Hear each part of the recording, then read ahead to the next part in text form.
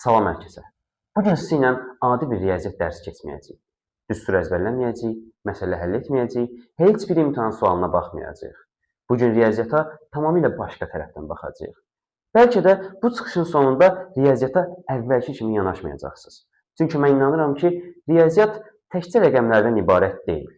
O, həyatın özünü anlamağın başqa bir yoludur. Elə isə həyatın riyaziyyatına birlikdə başlayaq. Təsəvvür edin ki, bugün dünyadakı bütün dillər yox olur. Nə danışa bilirik, nə yaza bilirik, nə də bir-birimizi başa düşə bilirik.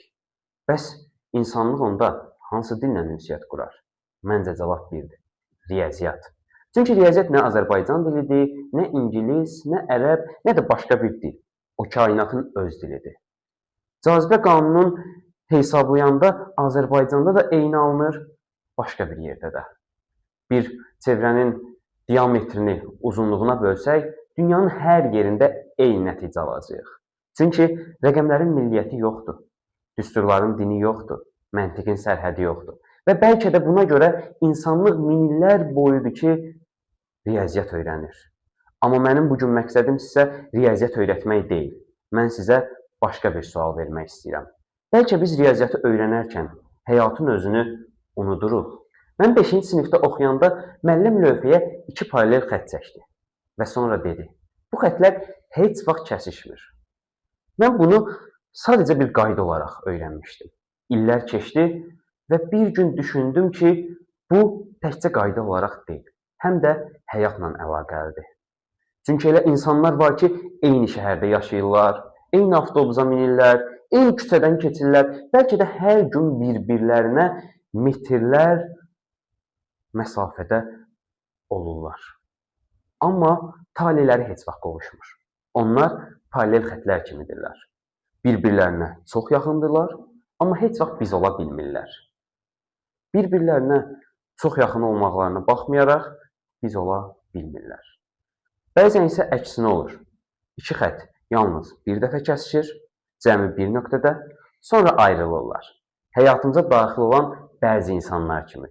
Onlarla cəmi bir dəfə qarşılaşırıq, bir söhbət, bir baxış, bir təsadüf, amma həmin bir nöqtə bütün həyatımızın istiqamətini dəyişir. Deməli, məsələ xəttlərin neçə dəfə kəsişməsində deyil. Məsələ kəsişdikləri nöqtələrin həyatımızda nəyi dəyişməsindədir. Riyaziyyatda ən kiçik anlayış bildiyimiz kimi nöqtədir. Nöqtənin uzunluğu yoxdur, eni yoxdur, hündürlüyü yoxdur, sanki heç nədir. Amma maraqlıdır. Bütün həndəsə həmin heçlərin üzərində qurulub.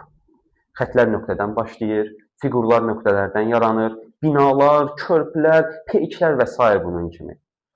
Hamısının başlanğıcında cəmi bir nöqtə dayanır. Həyat da belə deyilmi? Bir salam, bir telefon zəngi, bir necəsən, bir qərar, bir tanışlıq. Kənardan baxanda bunlar çox kiçik görünür. Amma illər sonra geriyə baxanda anlayırsan ki, həyatın ən böyük dəyişiklikləri məhz həmin kiçik nöqtələrdən başlayıb. İnsanlar böyük hadisələri xatırlayırlar. Amma böyük hadisələrin toxumu həmişə kiçik olur. Biz həmişə böyük başlanğıclar axtarırıq. Böyük imkanlar, böyük pullar, böyük uğurlar. Halbuki təbiət bizə tam əksini öyrədir. Hər şey kiçik bir nöqtədən başlayır.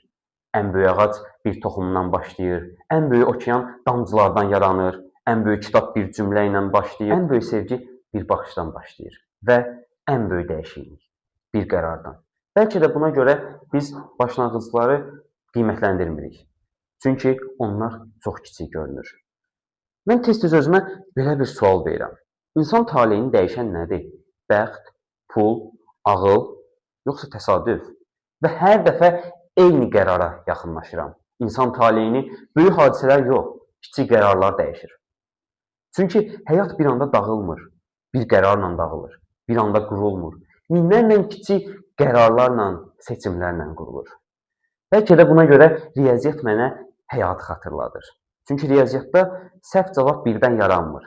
Səhv ilk səhv addımdan yaranır. Əgər ilk addımı səhv atsam, sonraki bütün hesablamalar doğru olsa belə nəticə yenə də yanlış olacaq. Həyat da belədir. Bəzən insan illərlə qaçır, çox işləyir, çox yorulur, çox mübarizə aparır. Amma sonra anlayır ki, problem sürətində deyilmiş, istiqamətindəymiş. Çünki yanlış istiqamətdə atılan 1000 addım doğru istiqamətdə atılan bir addımdan daha az dəyərlidir. Sonda sizdən bir şey istəyəcəm. Bir anlıq həyatınıza yenidən baxın. Böyük hadisələri yox, kiçik nöqtələri axtarın. Sizi dəyişən insanı, sizi ruhlandıran bir cümləni, imtina etdiyiniz bir fürsəti, qəbul etdiyiniz bir riski. Bəlkə də həyatınızın ən böyük dönüş nöqtəsi elə o qədər kiçik olub ki, yaşadığınız anda onun fərqinə belə varmamışsınız. Və bəlkə də bu, riyaziyyatın mənə öyrətdiyi ilk həqiqətdir ki, bugün sizinlə bölüşdüm. Hər böyük hekayə bir nöqtədən başlayır.